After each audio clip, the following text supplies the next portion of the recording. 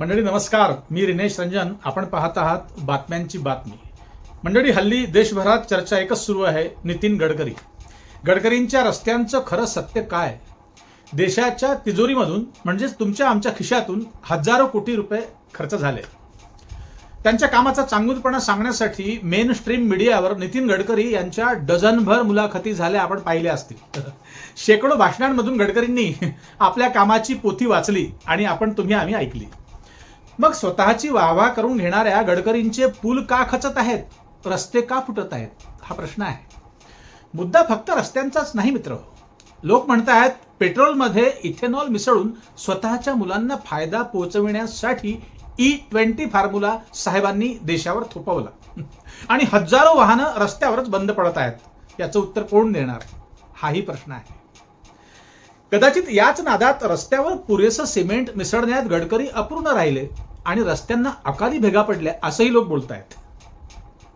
अशा अनेक प्रश्नांना घेऊन गडकरी हल्ली वादात सापडले आहेत. वादात काय, भानगडीत म्हटलं तरी चालेल मंडळी. आणि नागरिक संकटात पडलेले आहेत.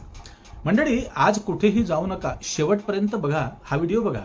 या संतप्त प्रश्नांची उत्तरे मिळतील की नाही ते गडकरी जाणे. परंतु ज्या जनजीने शिक्षण मंत्री धर्मेंद्र प्रधान यांना खुर्चीवरून खेचलं खाली, तीच जनजी आता नितीन गडकरी यांचा मुद्दा घेऊन रस्त्यावर उतरणार याची चाहूल लागली आहे. फक्त चाहूलच नाही तर ते म्हणतात गडकरींनी सुद्धा राजीनामा द्यावा. बघा मंडळी, देशाचा रस्ता म्हणजे विकासाची जीवनरेखा असते. पण आज प्रश्न असा आहे की ज्या रस्त्यांवरून देशाचा विकास धावणार होता तेच रस्ते, तेच पूल आणि तेच उड्डाणपूल काही ठिकाणी पावसात का तुटत आहेत? ज्या व्यक्तीला देशाचा रोडमॅन म्हटलं जात होतं, अनेकांनी गडकरींच्या प्रेमात पडून त्यांचं नाव रोडकरी ठेवलं. पण तेच लोक आता त्यांना उपहासाने गड्डाकरी म्हणायला लागले आहेत. बघा, याच त्या नितीन गडकरींच्या मंत्रालयाच्या काळात देशात हजारो किलोमीटर महामार्ग झाले. हे तुम्हाला आम्हाला ठाऊक आहे, हे सत्य आहे. पण दुसरं सत्यही दुर्लक्षित करता येणार नाही. कारण सोशल मीडियावर देशभरातून असे व्हिडिओ समोर येत आहेत मंडळी, तुम्ही पाहिले असतील सोशल मीडियावर, ज्यामध्ये रस्ते खचलेले दिसत आहेत, पुलांना तडे गेलेले दिसत आहेत, उड्डाण पुलांचे भाग कोसळताना दिसत आहेत. एवढंच नव्हे तर त्या खड्ड्यांमुळे अपघात होताना दिसत आहेत व्हिडिओमध्ये, तुम्ही पाहिलं असेल. आता प्रश्न हा नाही की रस्ते किती किलोमीटर झाले, ते आकडे गडकरी साहेब बरोबर सांगतात त्यांच्या स्टाईलने. प्रश्न हा आहे की जे बांधलं जातंय त्यात सिमेंट आहे की माती, लोखंडी सळ्या आहेत की प्लास्टिकच्या कड्या आहेत, हे लोक विचारतायत, मी नव्हे. गडकरींवर एकसाथ दोन संकट आली मंडळी. त्यापैकी E20च्या आकर्षक नावाने तुम्हाला माहिती आहे, लाखो रुपयांच्या महागड्या गाड्यांची होत असलेली आयसी तैसी रील्सच्या माध्यमातून देशभरात व्हायरल होत आहे. देशातच नाही, विदेशात देखील. गडकरींनी आरोप अजूनही मान्य केले नसले तरी त्यांचा पूर्वीचा बोलण्यातला आत्मविश्वास मात्र कमी झालेला दिसतोय. जो हसतमुख चेहरा होता तो चेहरा आता त्यांचा पडलाय. मित्रांनो, बिहारमध्ये पूल कोसळण्याच्या घटना असोत किंवा गुजरातमध्ये उड्डाण पुलांच्या कामांवर उठलेले प्रश्न असोत, महाराष्ट्रात रस्ते खचण्याच्या घटना असोत किंवा देशातील विविध भागात पावसामुळे महामार्गांचे नुकसान झाले ते असो, एकच प्रश्न सामान्य नागरिक विचारतोय. हजारो कोटी रुपये खर्च होतात, तुम्हाला ठाऊक आहे. मग काही प्रकल्प इतक्या लवकर खराब का होतात? कारण काय आहे? अगदी 2 वर्षात, 4 वर्षात, हा काय प्रकार आहे? आता सरकारची बाजूही समजून घेतली पाहिजे. ठीक आहे, मान्य आहे, प्रत्येक दुर्घटनेला फक्त मंत्र्यांना जबाबदार धरणे योग्य नाही. ठीक आहे, समर्थक म्हणतायत म्हणून ठीक आहे. कारण काम करणारे कंत्राटदार, इंजिनियर्स किंवा गुणवत्ता तपासणाऱ्या काही यंत्रणा असतील आणि स्थानिक प्रशासन यांचीही ती जबाबदारी असते, मान्य आहे. पण मंत्री म्हणून शेवटी प्रश्न विचारला जातो तो नेतृत्वाला, हे चूक नाही. कारण धोरण, गुणवत्ता नियंत्रण आणि देखरेख ही सरकारची जबाबदारी असते. आज देशातील सामान्य माणूस म्हणतोय ना, विचारतोय, आम्हाला फक्त चमकदार उद्घाटन नको, आम्हाला टिकणारा विकास हवा, खचणारा नको. आम्हाला असे रस्ते नकोत की उद्घाटनाच्या काही महिन्यातच त्यावर खड्डे पडतील. लोक म्हणतात आम्हाला असे पूल नकोत की ज्यावरून जाताना जीवाची भीती वाटेल. नितीन गडकरी साहेब यांनी देशात रस्त्यांच्या क्षेत्रात मोठं काम केलं आहे, हे काही लपून नाही, तुम्हाला आम्हाला ठाऊक आहे, मान्य आहे. हे त्यांनी स्वतःही सांगितलं आणि त्यांचे समर्थकही सांगतात. पण मोठं काम करणाऱ्या मंत्रालयाला मोठी जबाबदारी स्वीकारावी लागते ना, मान्य करायला पाहिजे. कारण प्रश्न विरोधकांचा नाही, प्रश्न आहे त्या सामान्य माणसांचा, नागरिकांचा, जो टोल भरतो, जो कर भरतो आणि जो आपल्या सुरक्षित प्रवासाची अपेक्षा करतो, किमान अपेक्षा. म्हणून आज सरकारला काही थेट प्रश्न आहेत लोकांतर्फे. नंबर 1, निकृष्ट काम करणाऱ्या कंत्राटदारांवर किती कठोर कारवाई झाली? काही आहेत नमुने, काही पुरावे आहेत. नंबर 2, काम पूर्ण झाल्यानंतर गुणवत्ता तपासणी कशी केली जाते? काय यंत्रणा असते? काय त्याची पद्धत असते? नंबर 3, दोष आढळल्यानंतर जबाबदारी कोणाची निश्चित केली जाते? नंबर 4, विकासाचा वेग वाढवताना गुणवत्तेशी तडजोड तर होत नाही ना? शेवटी एकच, विकास हवा आहे, पण असं भकास काम नको. जो फोटोमध्ये सुंदर दिसेल जे काम आणि प्रत्यक्षात मात्र पहिल्या पावसातच त्याची परीक्षा आणि त्याची आयसी तैसी होऊन जाईल.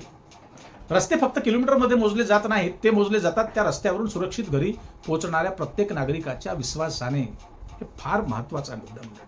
धर्मेंद्र प्रधान यांची खुर्ची खाली झाली आणि अनेक दिवसांनंतर भाजपने त्या जेनजीची परीक्षा घेतली, त्या तरुणांना त्यांच्यावर अत्याचार केला, लाठीचार्ज केला, अश्रुधूर फेकले, पॅलेट गन चालवल्या. सरकारला नंतर कळलं की हे जेनजी मांडणारे नाही आहेत, कारण जेनजीवर त्यांनी प्रयोग गेल्या 12 वर्षात केलाच होता, पहिल्यांदा प्रयोग करून पाहिला त्यांनी, पण ते जमलं नाही. त्यामुळे आता जेनजीचा दुसरा प्रश्न आहे इथेनॉल, पेट्रोल. या गडबडीमुळे, या गडकरी साहेबांच्या या कार्यक्रमामुळे हजारो शेकडो वाहनं बंद पडतायत रस्त्यावर. मंडळी, तुम्हाला एक गोष्ट आणखी सांगतो मी की हे व्हिडिओज जे येत आहेत, रस्त्याचे खड्डे पडलेले व्हिडिओज तर येत आहेत, तेव्हाच त्याच वेळी इथेनॉल पेट्रोलमध्ये 20% मिक्स केलं, त्याला ब्लेंड केलं. त्यानंतर गडकरी साहेबांचा एक व्हिडिओ आला होता की ते सरकारकडून मान्य झाला वगैरे, त्यावर मी स्वाक्षरी केली वगैरे असं त्यांनी सांगितलं. पण त्यानंतर 3-4 दिवसात लोकांच्या गाड्या बंद पडायला लागल्या. आणि मंडळी, गाड्या 1,00,000-2 लाखाच्या नव्हे हो, 10, 15, 20, 50 लाखाच्या गाड्या लोकांकडे आहेत ना, साधारण माणसांकडे अलीकडे आहेत. त्या गाड्या बंद पडतायत.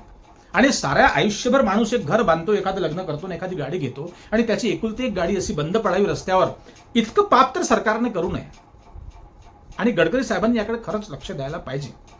पण आता गडकरी साहेब मान्य करायला तयार नाही. आता हसतमुखाने बोलणारे गडकरी साहेब अनेक दिवस हसतमुखाने बोलायचे, आकडे तर त्यांचे तोंडपाठच होते हो. मला तर अनेकदा वाटायचं की काय गंमत आहे बडी, हे काय यांच्याकडे चिठ्ठी पट्टी नसते.